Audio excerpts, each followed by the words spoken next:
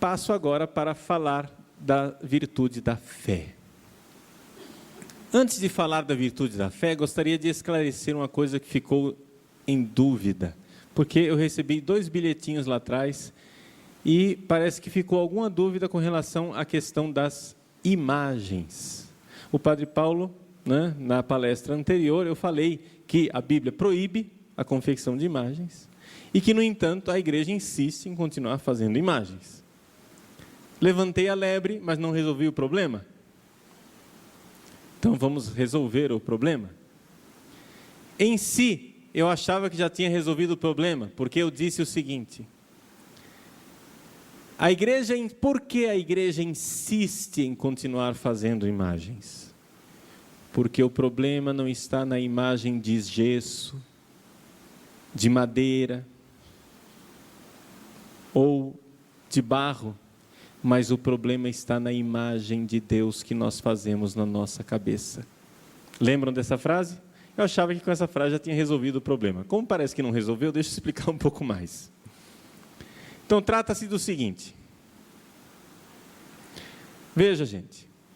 A proibição de fazer imagens de Deus continua sendo válida. Nós não podemos fazer uma imagem de Deus. Isso é real. E a igreja não faz imagens de Deus.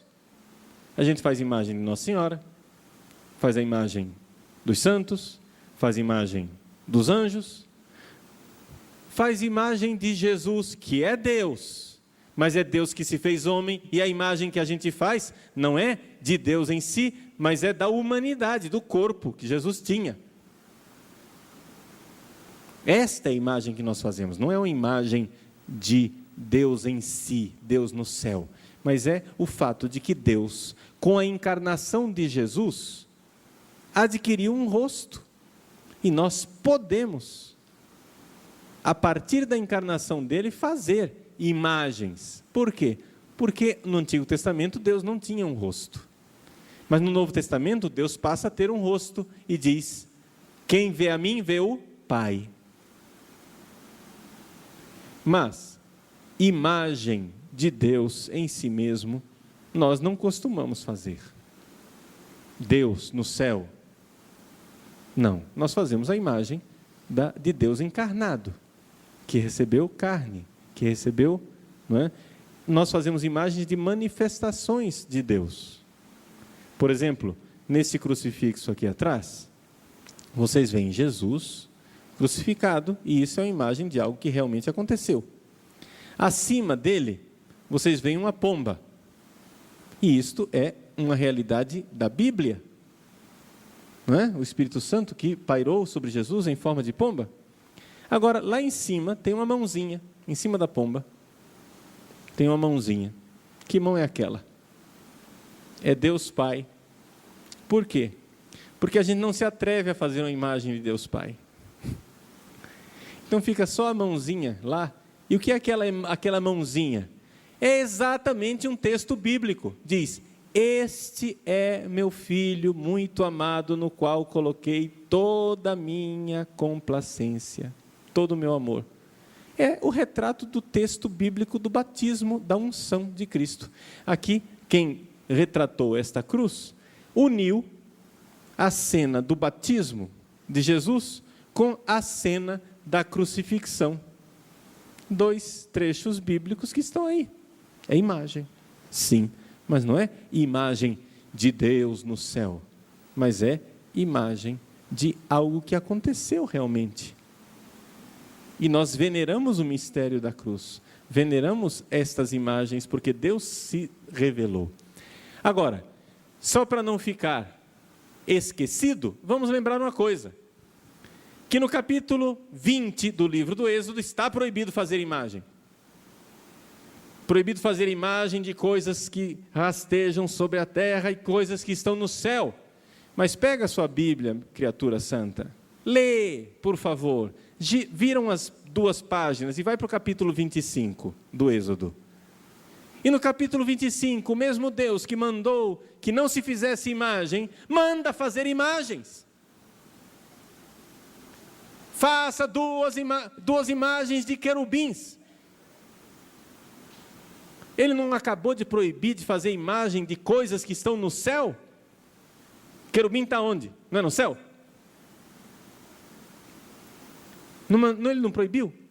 Foi o mesmo Deus que proibiu, que agora está mandando fazer imagem. Então quer dizer que aquela proibição de fazer imagem não é uma proibição de fazer qualquer imagem, mas é uma proibição de fazer imagens de uma divindade e idolatrá-la. Ponto. Está explicado? Vamos para frente. Senão a gente vai fazer um curso sobre imagens sagradas aqui.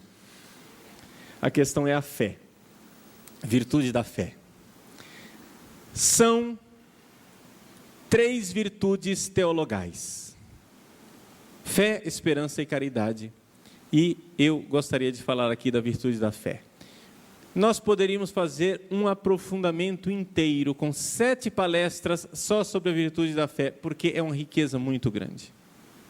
Eu não vou fazer isto, mas vou simplesmente olhar para a virtude da fé como algo que faz parte da natureza do homem curado.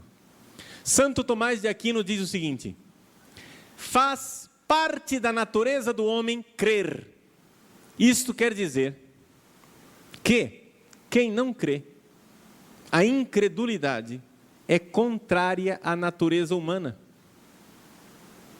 Nós nascemos para crer. E se você não crê em Deus, mais ainda, se você não crê em Jesus, você de alguma forma não é uma pessoa que atingiu a plenitude da sua natureza humana. Está faltando alguma coisa em você. A falta de fé é uma doença espiritual. A falta de fé é uma doença espiritual. O ateu sofre de uma doença espiritual chamada falta de fé. E isto faz com que a pessoa fique doente em muitos aspectos. Eu poderia demonstrar isso de várias formas diferentes, mas vou demonstrar da seguinte maneira. Vamos notar, em primeiro lugar, que eu estou falando da fé divina, fé teológica, fé voltada para Deus. Mas antes de falar da fé voltada para Deus, vamos olhar aqui que existe uma fé humana, uma fé normal, tranquila, da própria natureza, que não necessita ter Deus como objeto. E a gente nota isso no dia a dia, a gente nota isso nas nossas crianças. Como é impressionante que as crianças recém-nascidas e crianças pequeninas, como elas confiam. Confiança. Elas confiam completamente. Você diz as coisas para ela, ela confia, ela acredita. Imagine, você dá a mamadeira para o bebê. Imagine se o bebê desconfiasse. Ele começasse a dizer assim: não, será que tem veneno dentro da mamadeira? Acho que eu não vou beber não. Se nós tivéssemos esse tipo de desconfiança, se nós não confiássemos na cozinheira, todos os dias nós passaríamos por um drama. Meu Deus, será que colocou veneno na comida e agora? É ou não é verdade? Se nós não confiássemos no engenheiro que fez esse auditório, nós teríamos entrado debaixo desse teto? A confiança, a fé, é uma atitude humana, e sem fé, com a total desconfiança, nós tornamos a vida humana impossível. A vida humana se torna impossível. Ou você confia nos outros, ou você vai ficar doido. Se você começa a desconfiar de todo mundo, se você desconfia do guarda que está na porta do banco, que está com uma arma, ele vai atirar em mim. Se você desconfia do motorista, ele vai bater o carro, ele vai nos matar. Ele vai nos matar. Se você vai desconfiando, a vida se torna impossível. Você desconfia do arquiteto, desconfia do farmacêutico, desconfia do eletricista, desconfia de todo mundo. A desconfiança torna a vida doente. Deu para notar isso? Pois bem, vamos dar um passo a mais e vamos falar da fé divina.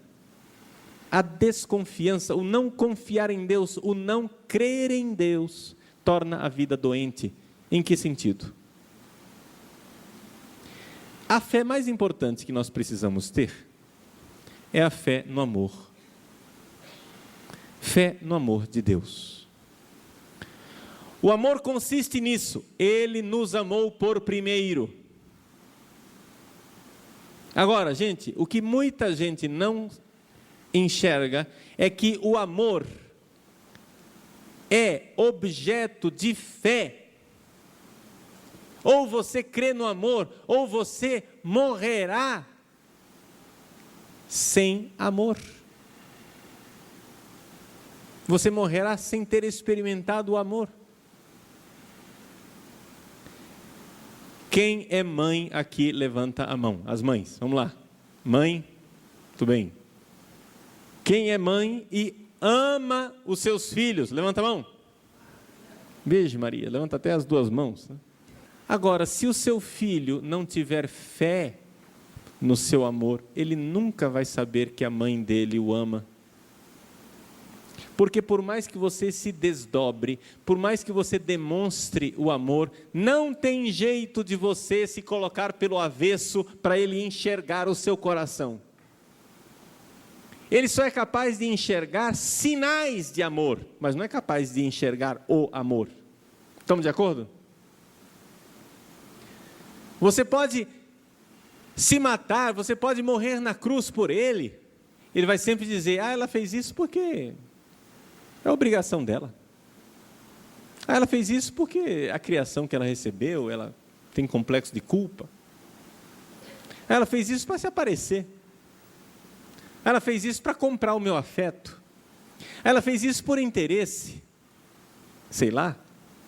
Veja, gente, se nós quisermos, eu sempre posso arranjar uma razão para desconfiar do amor da outra pessoa. Dá para enxergar isso?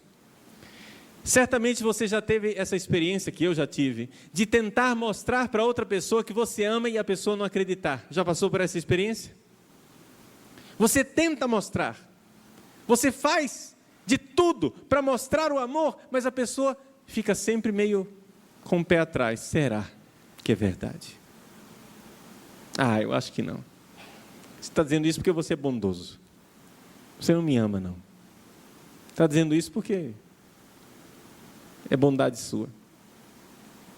Então, gente, vejam que o amor humano é objeto de fé. O amor humano é objeto de fé. Se eu não crer no amor, eu jamais experimentarei ser amado. Agora, o amor humano não resolve o problema. Sabe por quê? Porque seja como for, o amor humano, as pessoas só são capazes de nos amar de fora para dentro. Então, uma pessoa que ama você, você até acredita, você crê no amor que aquela pessoa tem. Não é? A pessoa diz, eu te amo, você crê, você acredita, mas no fundo do seu coração você diz assim, mas se você soubesse quem eu sou, você não me amaria. Ele me ama, ela me ama, mas se soubesse o que eu aprontei, se soubesse da minha história, não me amaria. Então, é por isso que São João nos diz, o amor consiste nisto, Ele nos amou por primeiro, Deus nos amou por primeiro. Este é o amor fundamental que nos salva, que nos liberta. É saber que nós somos amados por Ele. Por quê? Porque eu não posso dizer para Deus, se Ele soubesse como eu sou. Porque Ele sabe como eu sou. Sabe melhor do que eu. Deus sabe quem eu sou, melhor do que eu mesmo. E Deus me ama. Agora eu preciso crer nisto. Então, meus queridos, a virtude da fé é crer no amor de Deus. Crer no amor de Deus. Atenção, é importante explicar isso, principalmente para carismático, é uma tragédia. Crer no amor de Deus não é sentir o amor de Deus. Pode ser que você tenha sido batizado no Espírito Santo e sentiu o amor de Deus. Parabéns. Isto não é fé. Tá? Isso não é a fé. Fé não é sentir. Fé é saber. É crer.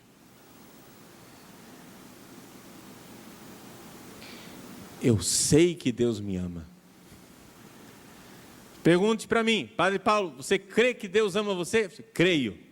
Está sentindo agora o amor de Deus? Não. Não, porque eu não estou sentindo o amor de Deus.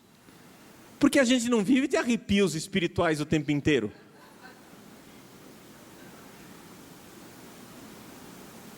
Porque Deus dá uma chance para a gente, né?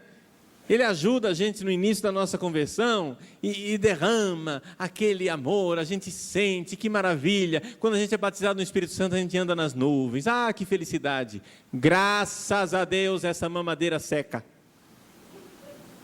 Acaba. Você não vai sentir para sempre, não.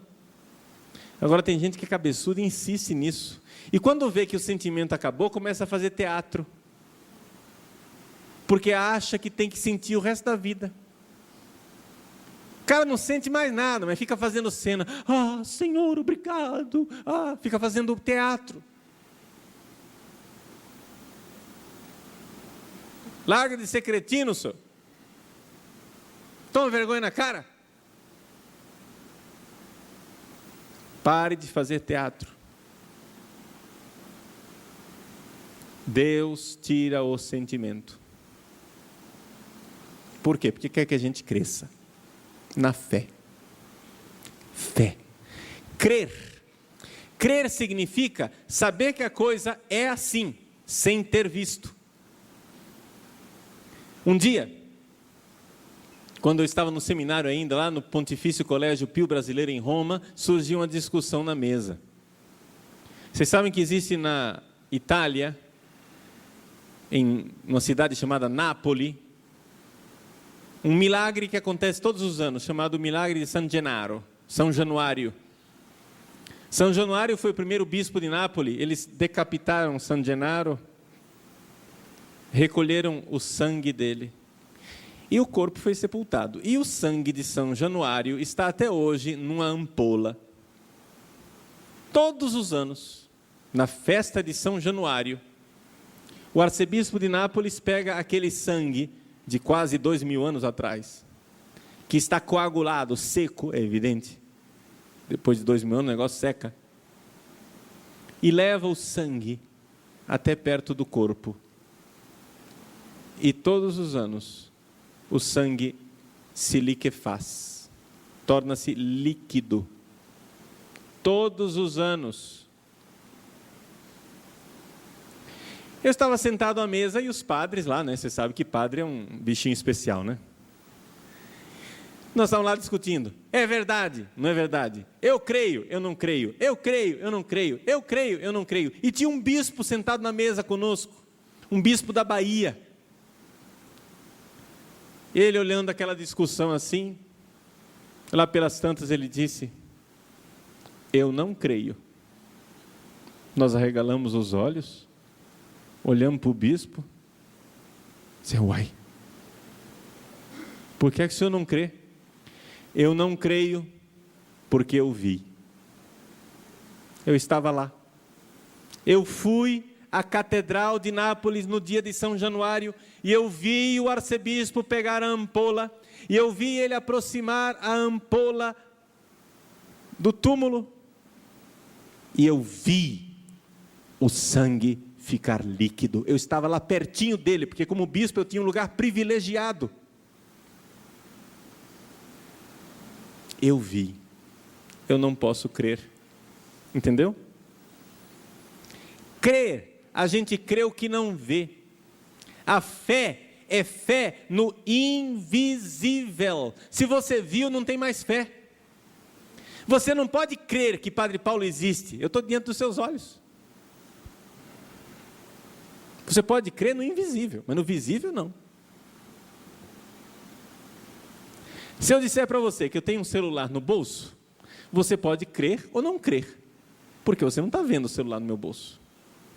Mas aí, quando eu levanto a túnica, vou debaixo desse pano todo, lá no fundo do bolso da batina, tiro o celular, daqui para frente você não pode mais crer, porque você viu. Eu quero ver o horário.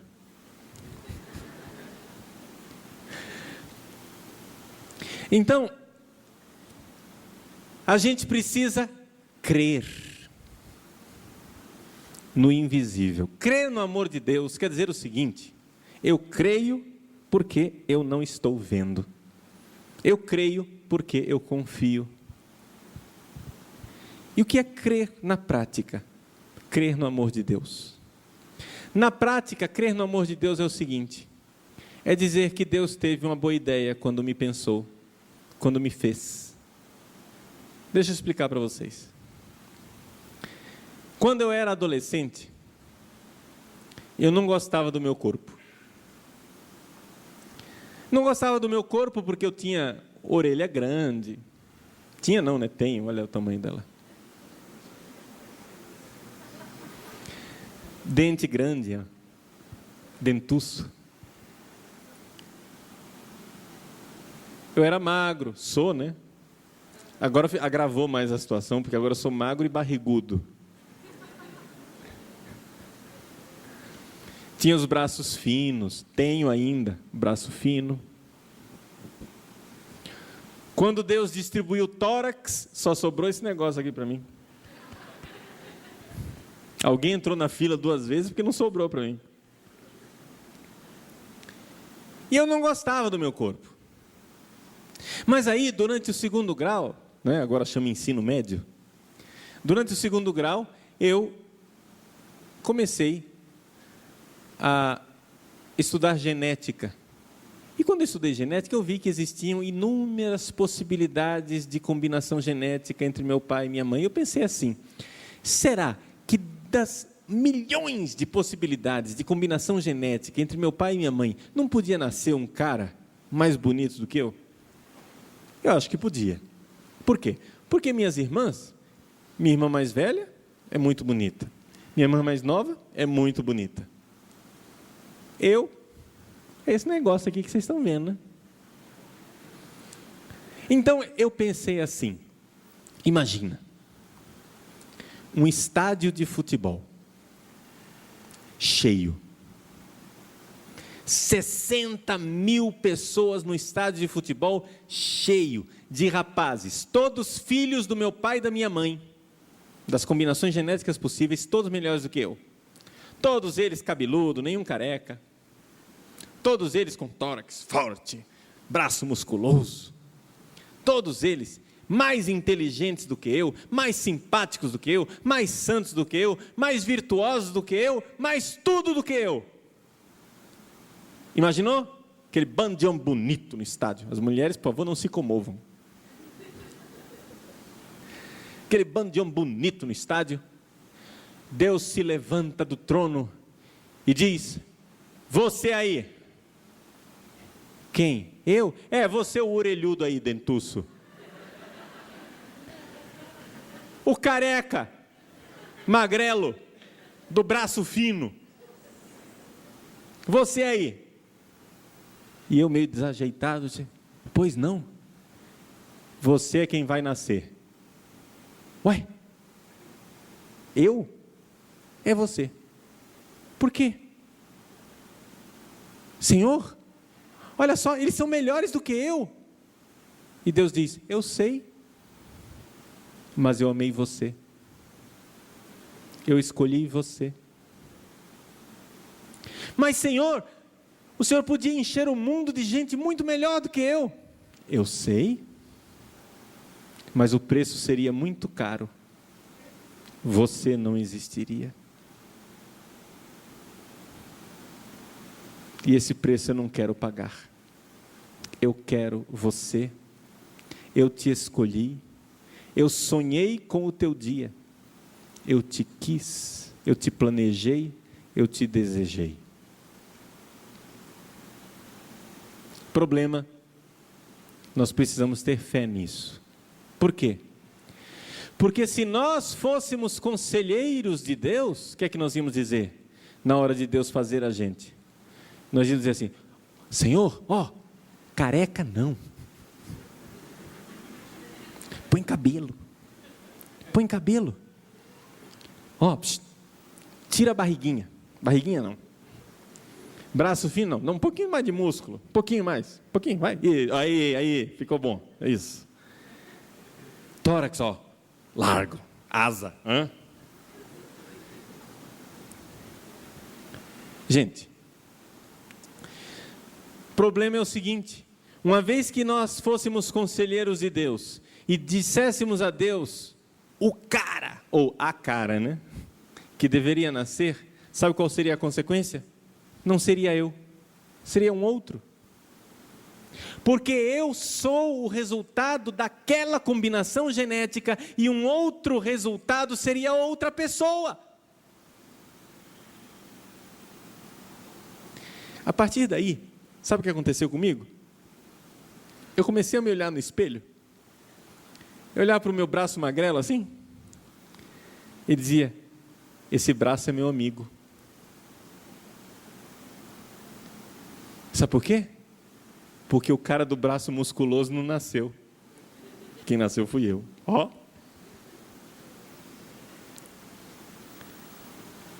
Eu olhava para a orelha grande e dizia: olha, essa orelha é minha amiga. Porque o cara da orelhinha pequenininha não nasceu. Nasci eu. Nhê.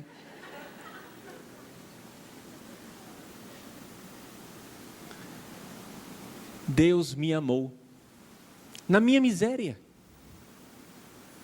Deus podia ter criado gente melhor, mais bonita, mais perfeita, mais santa, mais inteligente, mais tudo. Ele quis esta miséria, porque Ele faz bem todas as coisas.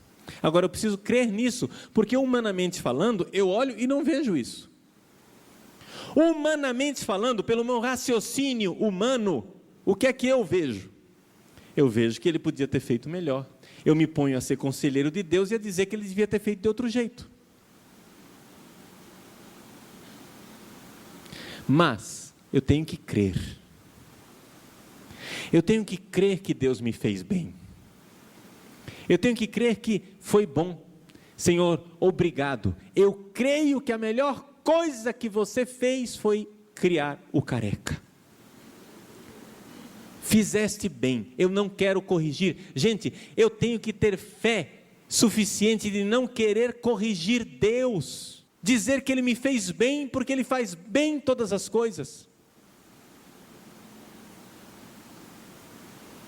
Embora humanamente eu não veja isso, humanamente, pelos nossos raciocínios, nós sempre queremos melhorar alguma coisa no nosso corpo. Eu estou usando o corpo porque é a realidade mais palpável que a gente tem, mas tem outros defeitos, outras coisas interiores que a gente gostaria de mudar também. Então, crer no amor de Deus é dizer assim: Senhor, eu creio que Tu fizeste bem em me escolher e não escolher os outros. Tu fizeste bem em eu nascer e não aqueles outros lá, que nunca existirão. Tu fizestes bem em me querer. Eu creio nisso. Eu sou uma boa ideia de Deus. Porque somente se eu sou uma boa ideia de Deus, meus irmãos, é que eu vou ser capaz de me dar de presente para os outros. Ninguém dá um presente ruim. É ou não é verdade? Eu, para dar um presente, eu tenho que acreditar que o negócio é bom. Agora, como é que eu vou me dar de presente se eu não creio que eu sou uma boa ideia? Como é que eu vou me doar aos outros? Quando eu entro numa sala e eu penso que a pessoa está dizendo: e lá vem o chato, lá vem o purgante. Aí eu me torno realmente um chato, eu me torno realmente um purgante, eu me torno realmente insuportável. Por quê? Porque eu não creio que sou um presente. Mas se eu creio, atenção, eu não sinto, eu não vejo, humanamente, não vejo, mas eu creio que eu sou uma boa ideia de Deus, então eu me dou de presente. Eu sei que eu sou um presente para os outros, então eu consigo me doar. Esse é o crer no amor de Deus. E esta é a virtude da fé naquilo que ela tem de mais fundamental, o crer no amor de Deus. Eu estou expressando dessa forma, poderia ter feito essa palestra de centenas de outras formas diferentes. Eu estou pegando essa palestra aqui, eu estou pegando carona num atendimento que eu fiz esses dias. Achei que me fez bem fazer aquele atendimento, dizer aquelas coisas para aquela pessoa, e agora estou repetindo aqui, que se fez bem para mim, acho que faz bem para vocês também. Crer. Agora repito, fé é uma virtude. Um ato de fé, um ato, não é ainda a virtude da fé.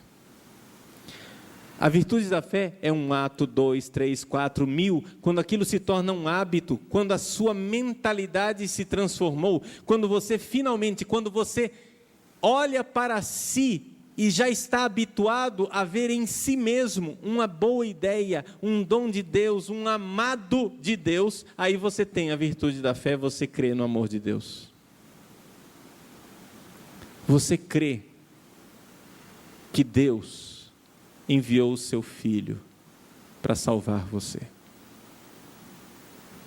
Você crê verdadeiramente que Jesus, ao vir ao mundo e morrer na cruz, teria vindo ao mundo e morrido na cruz, mesmo que você fosse o único pecador, a única pecadora da face da terra. Você crê que Ele amou você, e crê desde dentro. Novamente eu repito, não é sentir, é saber. Eu sei que Deus me ama, e isto é algo de sólido no meu interior, isto é a coluna vertebral do meu ser. Isto me põe de pé. Quando de manhã eu me levanto da cama, eu sinto, ou melhor, eu sei que alguém me chama. É Ele que me chama à existência.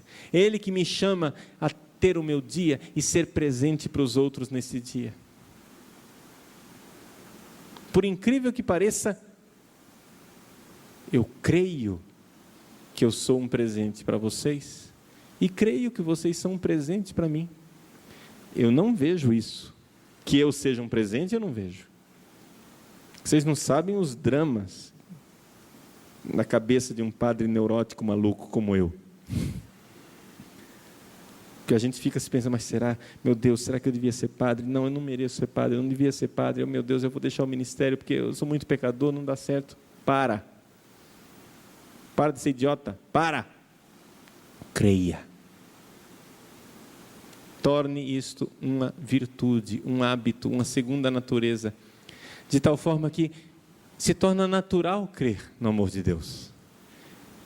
Quando você olha ao redor e não vê Deus, quando você olha ao redor e só vê cruz, quando você olha ao redor e só vê a injustiça da crucifixão, da dor, da morte, em que você olha ao redor e vê que você de alguma forma foi abandonado por Deus na cruz, você crê que Ele não abandonou você.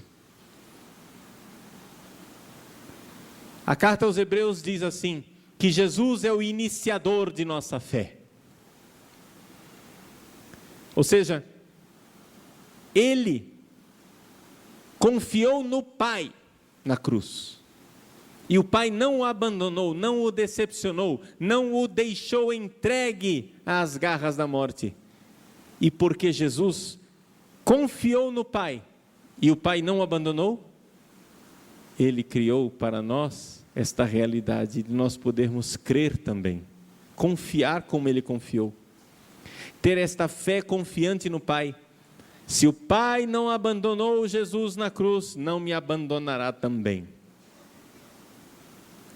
E mesmo que eu veja a cruz na minha frente, a cruz seja evidente, eu creio no amor fiel daquele que não me abandona. Eu sou uma boa ideia de Deus. Se eu creio nisto, eu posso me dar de presente. E aí será possível o amor. Então, o primeiro andar é a fé. Porque eu creio, aí eu começo a ter esperança de que eu consiga amar. E aí depois, finalmente, eu amo. O amor é o terceiro andar, mas começa com a fé.